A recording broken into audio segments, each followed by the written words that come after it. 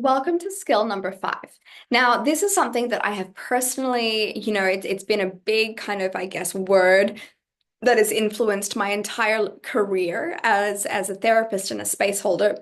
And it's something that I'm constantly really trying to learn myself in my own healing journey as well. And it can feel so challenging for us to be able to truly embody this skill. And the skill is the skill of trust. Right? Everything in us, especially if we have perfectionistic tendencies or if we're stuck in that fixer mindset, it's like we want to be in control, right? We want to know what's happening next. We want to know what to ask next. We want to know what to do next. We want to know what the outcome's going to be. We want to know, we want to know, we want to know. And what that doesn't allow is for us to trust ourselves as space holders, to trust our intuition, and to trust in our clients' innate ability to heal. And so these are the two aspects of trust that I want to speak to today. Number one is trusting in yourself. Now, what I see a lot when I mentor, space holders and coaches and therapists is that when they don't trust themselves, they lean too much into the theory. They lean too much into like, yeah, wanting to be in control, knowing the right question to ask, what's the best thing to do, which, as I've mentioned in previous videos, it pulls you away from being really present with your client because you're constantly thinking of what you should be doing, what you should be saying, what you didn't say right, how you didn't do it properly. And those perfectionistic type tendencies are the opposite of trust. When you can trust in yourself, right? Trust that you are in this work because this is what has been written in your heart, and what is written in your heart is what you're destined to fulfill, right? If you truly believe that, if you truly believe that there's no other work that will fulfill you more than being in the service of helping others, then you are meant to be doing what you're meant to be doing. Trust yourself that you have the innate wisdom and the knowledge and the skills to guide your clients and to help them to facilitate transformation and change. If you don't trust yourself, then you're always going to be coming to the sessions with a feeling of internal anxiety and kind of a questioning of yourself. And your clients can pick up on that. Right? Especially if they have a history of trauma, meaning that they might be really hyper vigilant and very hyper aware of like subtle changes in energy. They're going to know if you don't trust yourself. They're going to feel it, and that's going to make them not trust you. So, this is more of like your own internal questioning, right? Your own internal self inquiry. Do you trust yourself? Do you believe in yourself to hold space? Like, where are you constantly comparing yourself to other space holders? Where are you kind of always engaging with that critical imposter syndrome voice that's within your head that tells you that you can't do it? Something that I often share with my students is that you just start where you're at, right? You're going to become experienced. Like as soon as you get in there and you start working with people and you kind of work within your scope of practice and you gain knowledge and you seek out mentoring and you continue to evolve as a practitioner, you will end up being wherever it is that you're, if you're observing someone over here that has all this experience, he or she had to start somewhere, right? And then they've evolved over a period of time. If you never start, then you're never ever going to reach like that space that you're admiring and looking up to so much.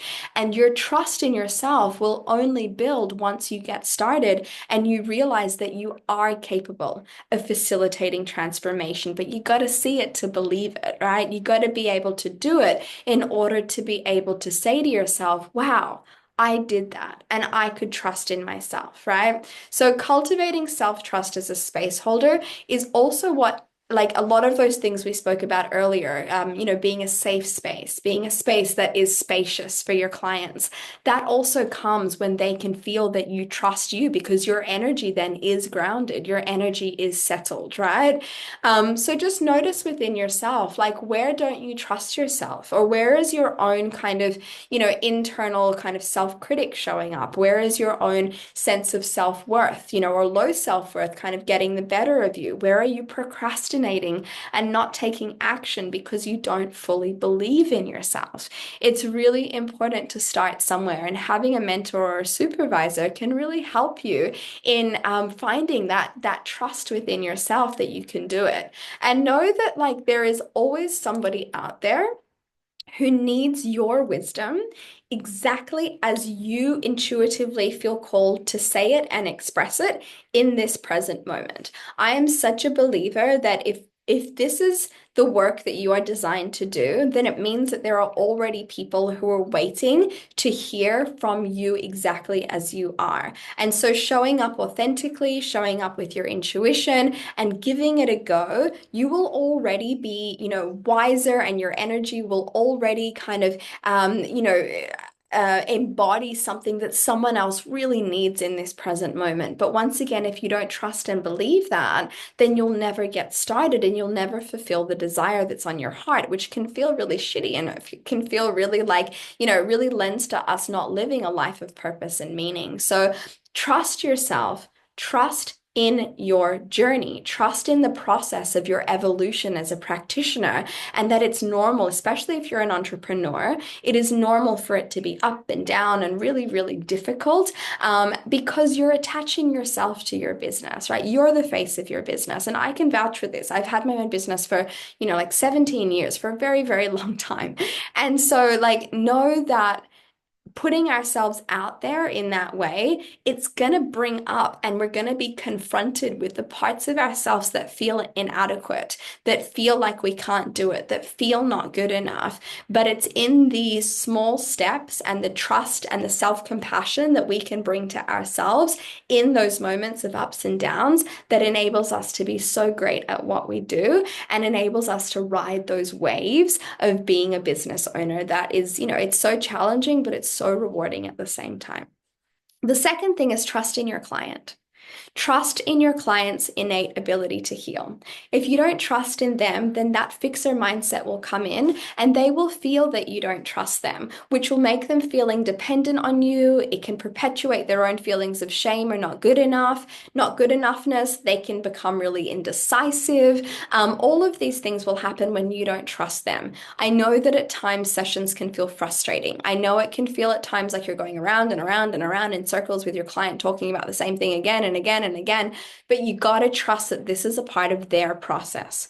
This is a part of their process. They need to revisit this thing numerous times. They need to experience themselves in different ways. Like, I've worked for a long time within drug and alcohol addiction, and I can tell you it's frustrating when a client of yours is doing so well with their sobriety journey and then they relapse. But we've got to trust that the relapse is a part of their evolution. The relapse is a part of their transformation. They have to go there to remember what it is that they're working for, right? So trusting in your client helps you to become, once again, that non-judgmental, accepting, nurturing space for them to really fully be able to show up for themselves and do the deeper work of healing that is required for profound transformation, right? So trust in your clients, trust that within their hearts, within their being, everyone has goodness within them. Everyone has compassion within them. Everyone has the ability to transform and change. And I can say this confidently because I have seen people in the darkness of their experience, whether that be me having worked with people in hospitals due to their eating disorders, or whether it be me working in the rehab clinics here, and treating patients and working with patients who are coming in, as heroin addicts and meth addicts, and seeing really where they are and what they've had to experience and endure in their lives and how kind of low and broken they feel, and then seeing the transformation that can happen when we really believe in them. When we believe in them, we're giving them the opportunity to believe in themselves. And so trusting in your client is so important. And that's all I'm going to say on this topic, but I want you to get really curious about where you don't trust. Where do you feel like you need to be in control? Where do you have those perfectionistic tendencies that come up? And what would it look like or feel like, or how would your practice be different if you could lean more into trusting you? Like, how would that affect your business? How would it affect the way that you show up on socials? How would it affect the way you put yourself out in the world? And then what would it feel like or look like for you to trust in your clients more? What skills or what kind of space would you hold if you would be able to facilitate greater trust?